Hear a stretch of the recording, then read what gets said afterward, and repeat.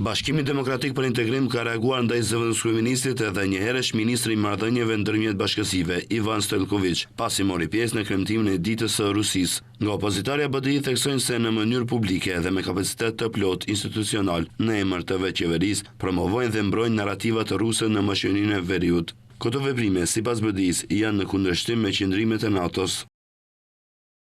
Qëndrimi aktual i qeverisë paraqet një precedent të rrezikshëm, përmes të cilit po tentohet normalizimi i një ndryshimi të politikës zyrtare të shtetit, me synimin për t'u larguar nga orientimi i qartë euroatlantik dhe për t'u afruar qendrave alternative të fuqisë politike, të udhëhequra nga Pekini dhe Moska. Nga Partia Ahmeti shtojnë se për këto veprime Stojković gëzon mbështetje edhe nga kryeministri Christian Mickoski.